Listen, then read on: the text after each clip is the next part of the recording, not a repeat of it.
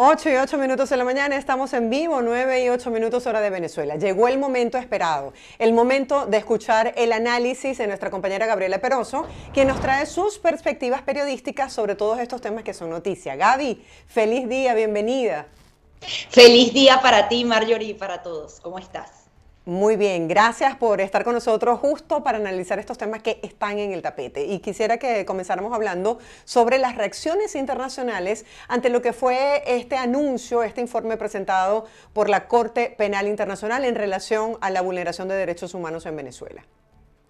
Bueno, Marjorie, yo sé que para muchos venezolanos es muy duro los tiempos que tiene la justicia internacional, pero yo sigo insistiendo que cada vez estamos más cerca de ver esas órdenes de captura en contra de no solo los que violan los derechos humanos, sino los que han venido cometiendo durante más de 2 décadas crímenes de lesa humanidad contra todo el pueblo de Venezuela. Incluso se llegó a pensar en algún momento que esa justicia no iba a llegar a las grandes cabezas, a Nicolás Maduro, a Diosdado Cabello, a Jorge Rodríguez, sino que iban a ir a los planos medios, a los que ejecutaban la tortura, por ejemplo, en una cárcel específica. Sin embargo, luego de lo que pasó el 28 de julio, luego de esas elecciones y ver las declaraciones que cada uno de ellos ratifica, creando nuevas cárceles, hablando justamente de baños de sangre en contra del pueblo venezolano, no hay duda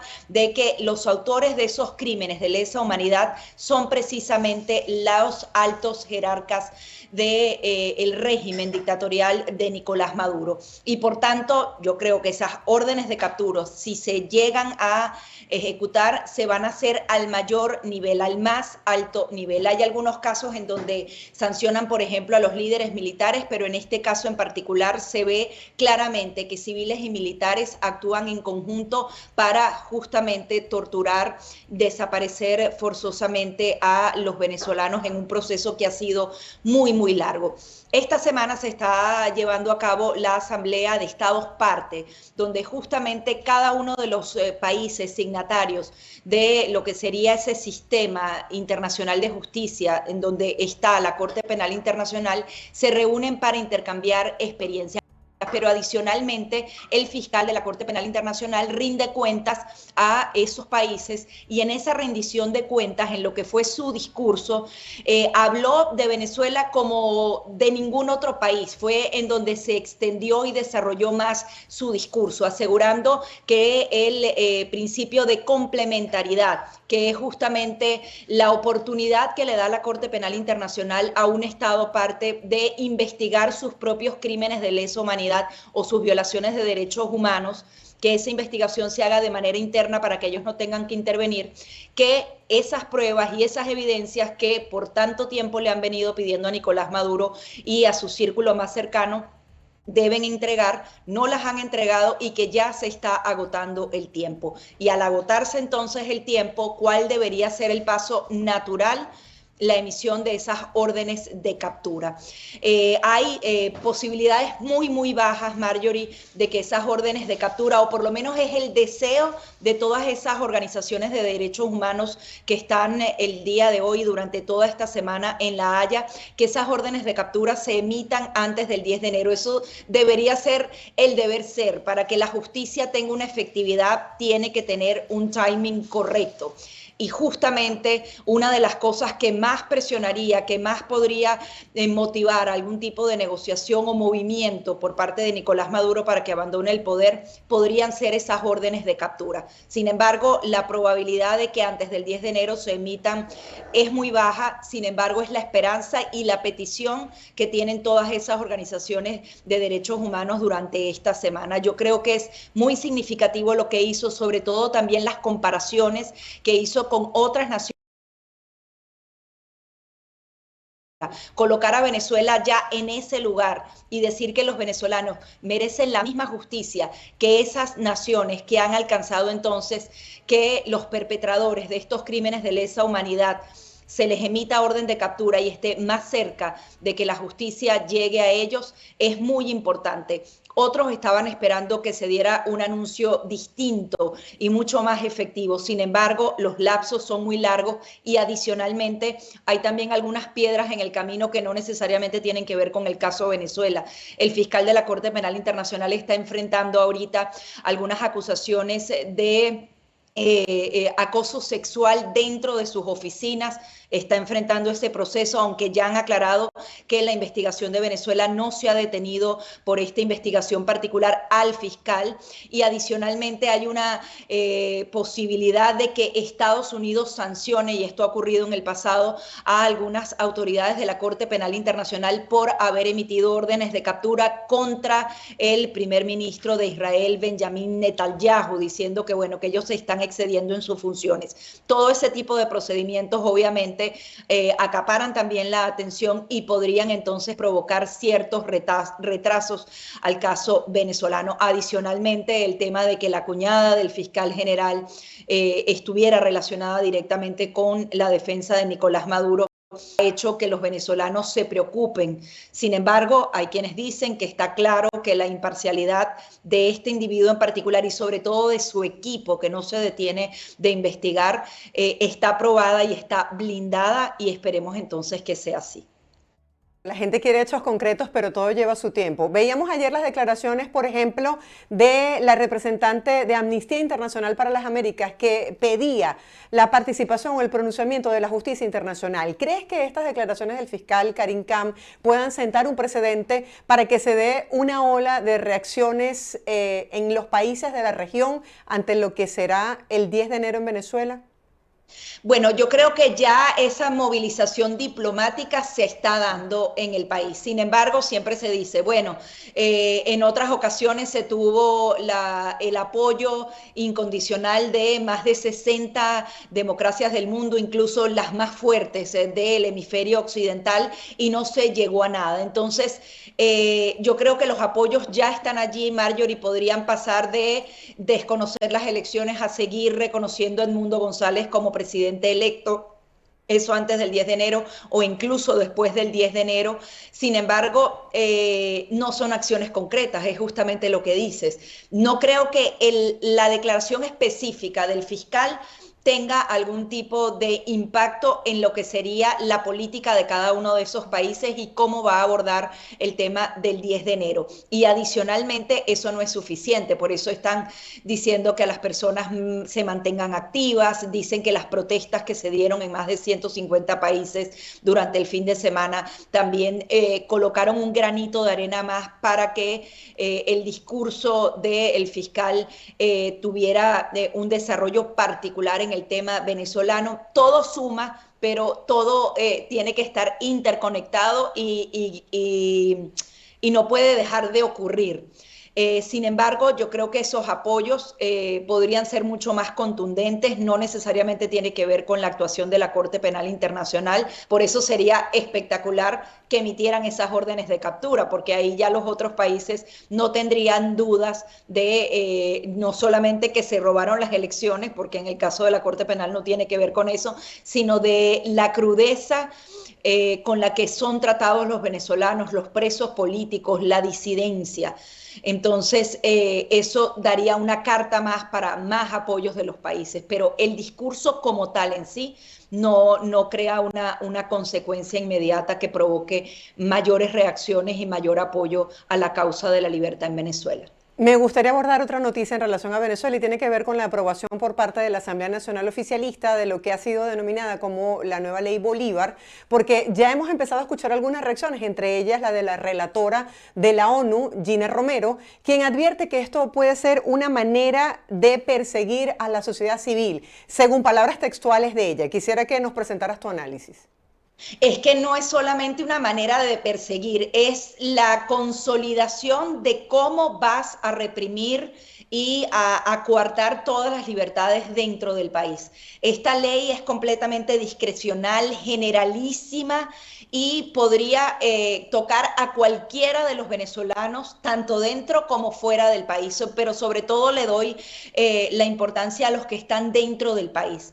No solamente te inhabilita políticamente por 60 años, que además no sé qué tipo de cuentas sacaron ellos para establecer si eran 60, 30 o una inhabilitación política de por vida. Eso, bueno, podría ser lo mínimo porque tendría que ver con los políticos, pero te pueden quitar todos tus bienes, es decir, le da la posibilidad de expropiarte absolutamente todo lo que tengas. Adicionalmente, ya hemos visto el tema de que quieren arrebatarle la nacionalidad y la identidad venezolana a todos los venezolanos. Y adicionalmente, establece la pena máxima establecida en Venezuela, 30 años de prisión, a simplemente el hecho de expresar que se presione a Nicolás Maduro para que, por ejemplo, reconozca los resultados electorales o se siente en la mesa a negociar. Ellos dicen que, bueno, que el que hace un llamado a las sanciones tiene que ser castigado de la manera más severa y esta ley lo establece todo. Es una ley orgánica. Normalmente, para que una ley orgánica en el país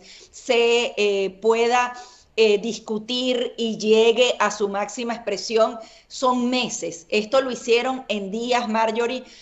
Hicieron la ley orgánica, de una vez supuestamente la mandaron al Tribunal Supremo de Justicia, que anoche acaba de responder que supuestamente la ley está completamente acorde con lo que establece nuestra Constitución, algo que es completamente falso porque no da la posibilidad de reunirse, de expresar libremente tu opinión, tu expresión. Está dedicada particularmente al tema de los periodistas y veía algunas de las entrevistas que hacen a los pseudodiputados, porque sabemos que la Asamblea Nacional que acaba de aprobar esta ley también es ilegítima.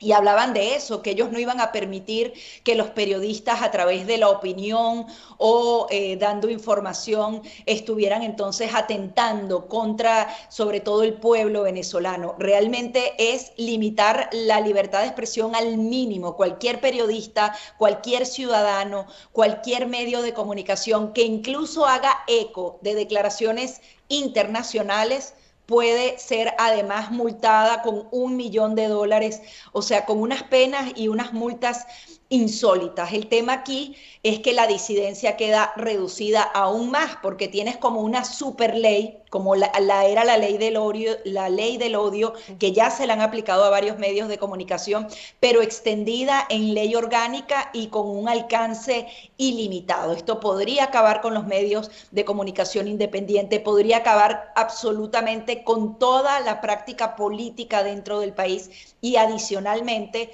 y anótalo, Marjorie, van a ser algunos ejemplos para que a la gente le quede claro que ellos pueden aplicar esa ley de la manera más fraudulenta, pero que la pueden aplicar.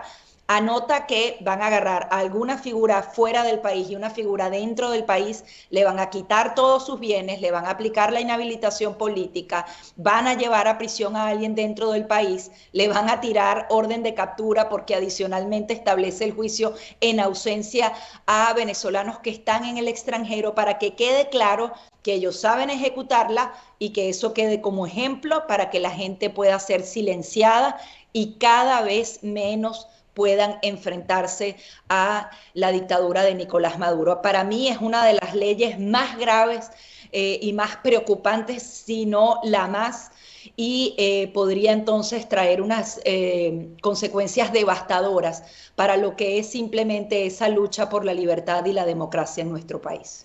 Hago ahora un giro, una transición a las leyes, pero en este país. ¿Qué pasó con esa famosa frase establecida en la Constitución de Estados Unidos que dice que nadie está por encima de la ley de lado y lado? Por un lado vemos que han sido suspendidos algunos juicios penales en contra de Donald Trump y por el otro vemos este indulto al hijo del presidente Biden, quien aseguró en reiteradas oportunidades que esto no iba a ocurrir. Sin embargo, en este momento argumenta y dice, ha sido señalado por ser mi hijo. Es decir, algunas personas dicen, están 50 y 50. ¿Cómo ves la situación con este indulto y lo que ha pasado con respecto a este principio de la ley? Si bien es que esa misma Constitución de Estados Unidos establece que el presidente tiene poderes extraordinarios a la hora de otorgar clemencia, perdón, indultos a cualquier persona que esté siendo sometida a un proceso federal, es decir, algo que sea nacional, si lo queremos poner en la perspectiva de la legislación venezolana. Es decir, si está siendo procesado en un estado particular, el presidente no te puede perdonar allí, pero si son delitos que incumben, por ejemplo, el tema federal, en el caso de Hunter Biden era un arma de fuego y el tema de sus impuestos, de la declaración de impuestos, obviamente entonces el presidente lo podía perdonar. Hay muchas personas que dicen no existe sorpresa alguna. Biden mintió durante la campaña para no dañar su campaña en principio y luego no dañar la de Kamala Harris, pero decían que era una decisión tomada, pero es un perdón que está completamente acorde a las leyes de Estados Unidos. Es decir, el presidente tiene un superpoder y lo ejerce a voluntad. Creo que nunca se había ejercido, o por lo menos no en la historia reciente, de una manera tan directa entre un padre a un hijo. Porque se ha dado el caso de, por ejemplo, Bill Clinton, que perdonó a un medio urbano, incluso dicen que Donald Trump perdonó al suegro de uno de sus hijos. Sin embargo, esto se hizo de manera directa. Y hay también preocupación porque no fue un perdón dedicado a esos casos criminales específicos que estaban en las cortes, sino que adicionalmente le dio amnistía desde el 2014, cuando ya se habían hecho algunas investigaciones y se habían incluso desestimado algunos cargos, hasta el día de hoy. Porque recordemos que no solamente se trata de esos dos delitos, sino de todas esas investigaciones que se han llevado a cabo a través del Congreso y los legisladores de Estados Unidos, referidos a supuesto tráfico de influencias, corrupción por parte de la familia de Joe Biden, que si lo queremos reducir a simples tratos que habría tenido el hijo utilizando la figura de su padre como vicepresidente durante el mandato de Barack Obama, que le dieron ganancias millonarias. Era, por ejemplo, una persona que no estaba capacitada para ser directivo de una gran empresa internacional de Ucrania y tenía unos sueldos exorbitantes.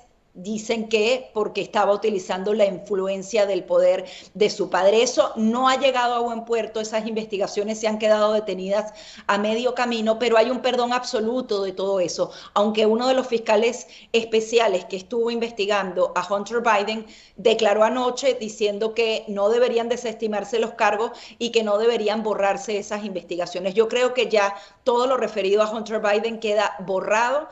Creo que sí van a seguir investigando el encubrimiento, porque aquí hubo altos funcionarios de inteligencia que, por ejemplo, hablaban de que la computadora de Hunter Biden era desinformación rusa y después se probó que ese computador era de él y la información que tenía dentro era fidedigna, y hablaba justamente de esas relaciones y de esas reuniones en donde se hicieron multimillonarios acuerdos con países extranjeros y con empresas en donde se recibían beneficios por parte del poder en Estados Unidos. Entonces, no está nadie encima de la ley. El caso de Donald Trump de alguna manera es igual.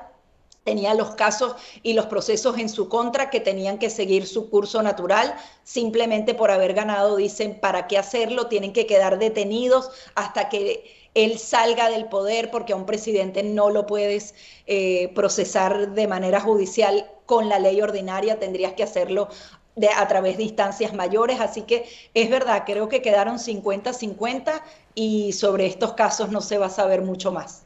Sí, y en el caso de Donald Trump, muchas personas dicen, bueno, ¿podría también Donald Trump, una vez asume el poder, indultar a esas personas que han sido condenadas, por ejemplo, por los hechos al Capitolio? Entonces, bueno, se preguntan cómo la ley puede ser acomodaticia de acuerdo a quién esté o no en el poder. Sí, bueno, y eso ha ocurrido en la historia de Estados Unidos siempre, Marjorie. O sea, cada uno de los presidentes ha aprovechado esos indultos para favorecer a personas leales, a cercanos, a pagar favores, o simplemente porque a ellos les ha parecido que el proceso judicial contra ellos no se compagina, o que ellos no son culpables. Adicionalmente, veíamos el mensaje que daba el presidente Donald Trump, que no sé por qué lo ligó, porque me parece desacertado hacerlo, pero es una decisión que toma él, que habló entonces de esas personas que participaron en las protestas violentas que se dieron en Washington, D.C. el pasado 6 de enero. Él estaba como abriendo la puerta o haciendo prácticamente el anuncio de que los va a perdonar, y hay muchas personas que aseguran que eso va a ser así, que cuando él ya pise la Casa Blanca esos perdones vienen. Eran personas que estaban siendo procesadas por justamente ultrajar a una de las grandes instituciones de la nación, y adicionalmente ese es un peso y una de las manchas que tiene lo que fue el mandato de Donald Trump. Sin embargo, para él es como un punto de honor, y yo no dudo que vengan algunos perdones en ese sentido. Es parte entonces de lo que él ha prometido, y simplemente va a ser lo mismo. Biden perdona a su hijo, Donald Trump va a defender a lo que él denomina los patriotas, que justamente lo apoyaron y defendieron entonces su demanda, lo que él decía de supuesto fraude electoral que no pudo ser probado hasta ahora. Entonces yo creo que esos perdones vienen, y es parte de la legislación de Estados Unidos. Ahí no hay mucho más que discutir. Gaby, gracias por acompañarnos el día de hoy y ponernos en perspectiva con todos estos temas que están en el tapete. Feliz semana para ti. Feliz semana para ti y para todos también. Gracias. Era nuestra compañera Gabriela Peroso, hoy compartiendo con nosotros en Buenos Días. Hacemos una breve pausa comercial, quédese allí, al regreso mucho más de nuestro programa, quédese atento, tiempo de recargar cafecito y ya volvemos con más información. BPI TV no se hace responsable por las opiniones emitidas por nuestros entrevistados.